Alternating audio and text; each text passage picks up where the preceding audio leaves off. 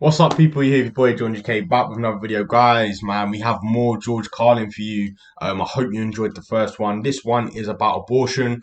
So, any of the ladies, men, anyone, man, if you feel offended by this kind of comedy, this is very darkish, kind of. It can get offensive, man. But if you feel offended by any of this abortion, don't watch the video. I really advise you not to watch it because I don't want to say anything that's going to put you off. I don't want George Carlin to, you know, offend you in any kind of way, even though it is real comedy, it's old school comedy.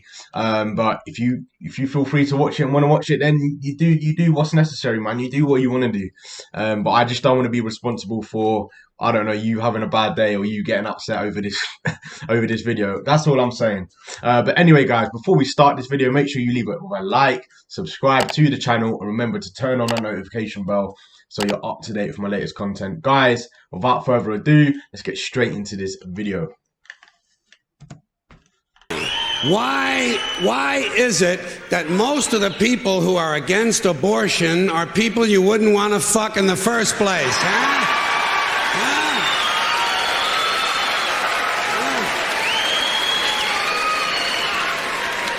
Boy, these conservatives are really something, aren't they? They're all in favor of the unborn. They will do anything for the unborn. But once you're born, you're on your own. Pro-life conservatives are obsessed with the fetus from conception to 9 months. After that, they don't want to know about you. They don't want to hear from you. No, nothing. No neonatal care, no daycare, no Head Start, no school lunch, no food stamps, no welfare, no nothing. If you're pre-born, you're fine. If you're preschool, you're fucked. You're fucked.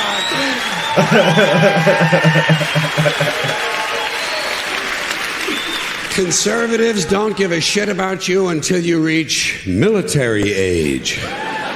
Then they think you are just fine, just what they've been looking for. Conservatives want live babies so they can raise them to be dead soldiers. Pro-life. Pro-life. These people aren't pro-life, they're killing doctors. What kind of pro-life is that? What, they'll do anything they can to save a fetus, but if it grows up to be a doctor, they just might have to kill it?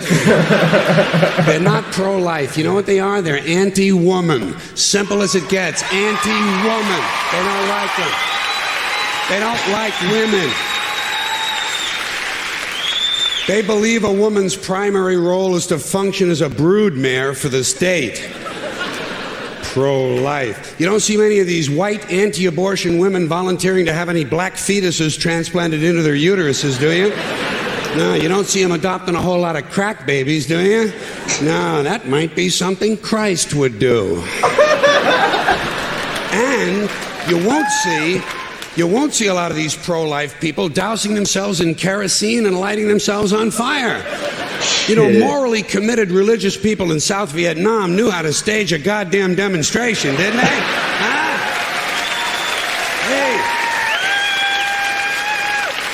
Hey. They knew how to put on a fucking protest. Light yourself on fire! Come on, you moral crusaders, let's see a little smoke to match that fire in your belly.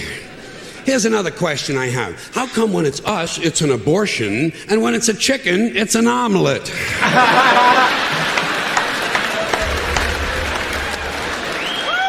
Hey.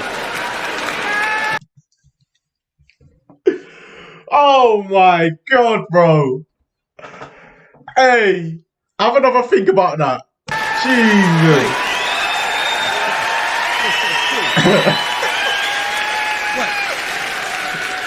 Are we so much better than chickens all of a sudden? When did this happen, that we passed chickens in goodness? Name 6 ways we're better than chickens. You can't. See, nobody can do it. You know why? Because chickens are decent people. You don't see chickens hanging around in drug gangs, do you? No, you don't see a chicken strapping some guy to a chair and hooking up his nuts to a car battery, do you? When's the last chicken you heard about came home from work and beat the shit out of his hen, huh? Doesn't happen, because chickens are decent people. But let's get back to this abortion shit. Now, Is a fetus a human being? This seems to be the central question. Well, if a fetus is a human being, how come the census doesn't count them? If a fetus is a human being, how come when there's a miscarriage, they don't have a funeral? If a fetus is a human being, how come people say we have 2 children and 1 on the way, instead of saying we have 3 children? People say life begins at conception. I say life began about 1 billion years ago, and it's a continuous process. Continuous, just keeps rolling along. Rolling along. He's speaking facts, though. When it's a fetus, no one says, oh, you know, our baby. They say, oh, we have one coming. Oh, yeah, I'm 8 months. It's due 8 months. They don't say, oh, we have the baby now. That's actually quite true, and it's true. It's like, oh, when we lose the baby, why don't we have a funeral? I mean, I don't know if there are people out there who do like small. I mean, you can't really do a funeral for a fetus, but you can kind of celebrate or, you know, send off your emotions. Because I know someone or some people that have had abortions in the past, like, and you know, they don't have these big funerals, but they do maybe like in remembrance and stuff. But he's speaking true facts though. But that's the thing, man. That's the thing. In my opinion, guys, I think life begins at the fetus. Like for me, man, like that is life. Like as soon as that's produced, and it's a fetus. That is a life inside of you. You know, and it's the same. He said the same with chicken. It's like, bro, we can't accept abortion, but we can accept killing innocent animals and killing their young ones, and you know, we can accept animals going extinct. And it's like, it contradicts, man. Human beings are probably the most destructive species there ever has been on this planet. We are the most destructive.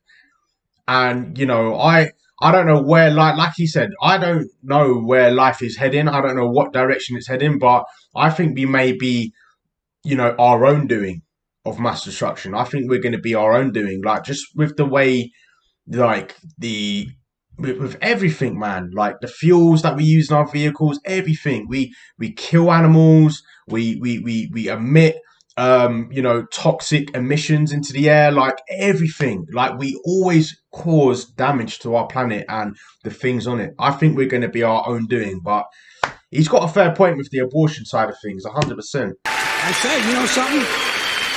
Listen, you can go back further than that. What about the carbon atoms? Huh? Human life could not exist without carbon. So is it just possible that maybe we shouldn't be burning all this coal? Just looking for a little consistency here in these anti-abortion arguments. See, the really hardcore people will tell you life begins at fertilization. Fertilization when the sperm fertilizes the egg. Which is usually a few moments after the man says, gee, honey, I was going to pull out, but the phone rang and it startled me.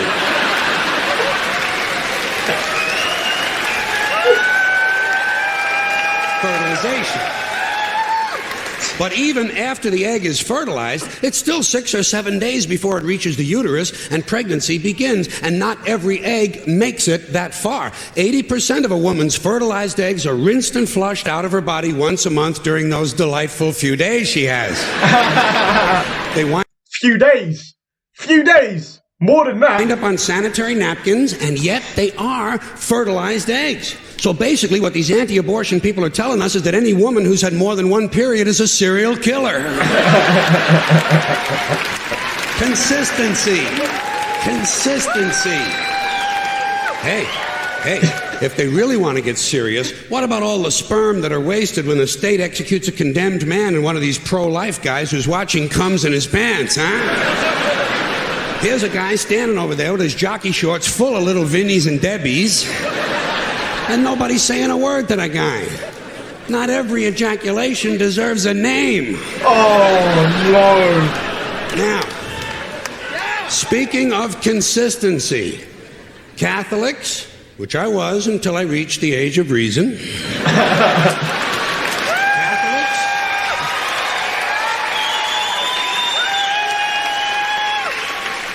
Catholics and other Christians are against abortions, and they're against homosexuals. Well, who has less abortions than homosexuals? Leave these fucking people alone, for Christ's sakes. Here is an entire class of people guaranteed never to have an abortion. Bro, man, speaking facts. And the Catholics and Christians are just tossing them aside. You'd think they'd make natural allies. Go look for consistency in religion. And speaking of my friends, the Catholics, when John Cardinal O'Connor of New York and some of these other cardinals and bishops have experienced their first pregnancies and their first labor pains and they've raised a couple of children on minimum wage, then I'll be glad to hear what they have to say about abortion. I'm sure it'll be interesting. Enlightening, too. But